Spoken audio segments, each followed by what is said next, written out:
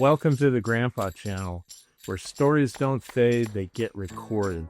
I'm Steve Harris. My grandkids call me Rivers.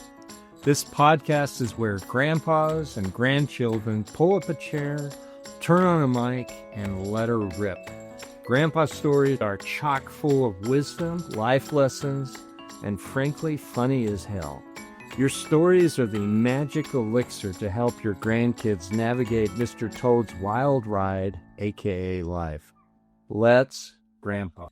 Listen up, grandpas. Have you actually pulled the trigger on recording your life story? I'm talking video, baby. They want to remember your corny jokes, your crooked smile, your rugged good looks, and the jaunty bounce of your voice. What if I told you there was a really easy way to do this? Recently, I sat down and I told my life story on video. Not the whole thing, but the good stuff, the messy stuff, the funny stuff, the parts I didn't want to forget and the parts that I did not want my kids and my grandkids to forget. Planted Media made it so easy. They came to me, set up everything, and then they did some editing voodoo magic that made me look like $1 million.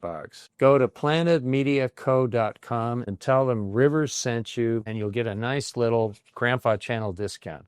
All right, back to the show. It is reported that an aide once came to Winston Churchill and commented, "Lord so-and-so is very humble," to which Churchill responded, "Lord so-and-so has much to be humble about." My friends, I come before you a humble guy, husband, father, and grandfather, with much to be humble about.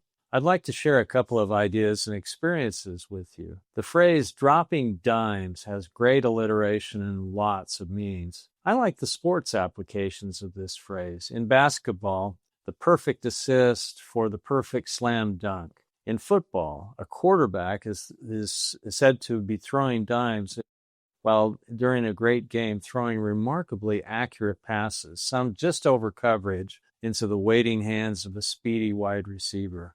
It's a thing of beauty. From an ancestral and spiritual standpoint, some people believe that a dropped dime is a sign of that our ancestors or God himself have our backs and are vitally interested in our well-being. I was blessed with a remarkable father. He was vitally interested in my life, the ups, the downs, the all-arounds. I can't help but think that his interest in my life did not stop at his death 12 years ago. I believe with all my heart that he keeps an eye on us, what's going on in my life and in my family's life. Since his death, my wife has found numerous divinely dropped dimes at very opportune and meaningful times. We both think my father is the culprit, a co-conspirator, if you will, with God. How about an example? Okay, about 3 weeks ago, we found ourselves in the ER at the massive hospital in Salt Lake City. Jean was in a great deal of pain in her legs, throbbing, unrelenting pain.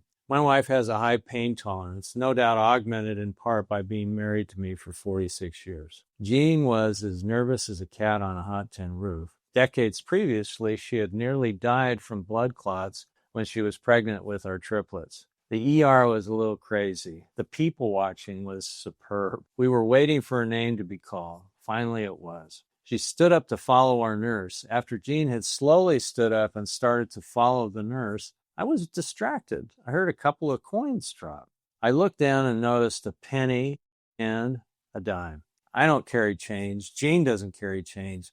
We both haven't for years. I showed Jean the dime as she looked back to figure out why I was lagging behind. We both took great comfort from this drop dime just barely in front of where she sat, especially when we found out later that there was, in fact, a significant blood clot in her leg. Why the penny? My wife's hearing has seen better days. What if the penny needed to be dropped with the dime in order for me to notice, in the midst of the ER chaos and our own personal chaos, that a loving God had our back and had used a deceased and beloved family member to relay his concerns? Oh, come on, you might say, just a coincidence. No big deal, right? Wrongo. It was a super big deal. Did God really drop this divine dime at our feet? Yes. Does he really know what's going on in our lives? Yes. What kind of a God do we worship? One of my favorite authors, an ordained minister, Frederick Buechner, wrote something profound. He said, if God really exists, why in heaven's name does God not prove that he exists instead of leaving us here in terrible uncertainty? Why does he not show his face so that at last a despairing world can have some hope? At one time or another, everyone asks such a question. Have you ever asked yourself this question? Buechner wondered what would happen if God himself did something to show all of us, once and for all, that he exists. What if, Buechner imagined, God rearranged the Milky Way to spell out on a nightly basis, I really exist, or God is? What if he wondered the nightly Milky Way signage periodically changed languages, say into French or even into Finnish? What then? Buechner speculated that the initial impact of this nightly Milky Way signage would be extraordinary. Churches would have to overflow into football stadiums and open fields. Wars would stop. Crime would stop. A kind of uncanny hush would fall over the world.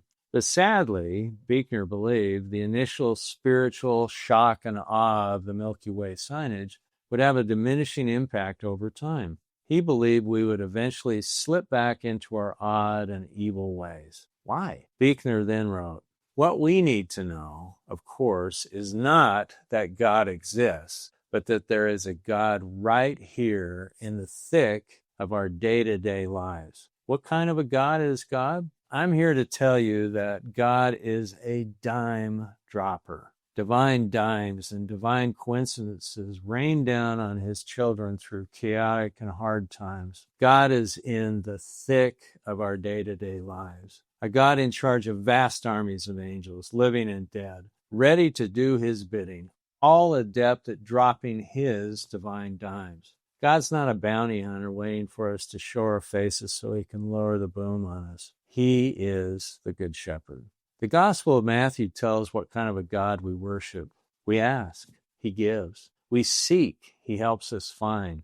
We knock, he opens the door. Elder Patrick Kieran, an LDS church leader, beautifully said, God is in relentless pursuit of you. He wants all of his children to return to him, and he employs every possible measure to bring you back. Everything about the Father's plan for his beloved children is designed to bring everyone home, including dropping some divine dimes. My friends, God is the God of drop dimes. God is in relentless pursuit of each of us. He is a God right here in the thick of our day-to-day lives. Keep your eyes peeled for divine drop dimes and divine coincidences, for the hand of God to be revealed in your life. Pray for the ability to see his hand in your life.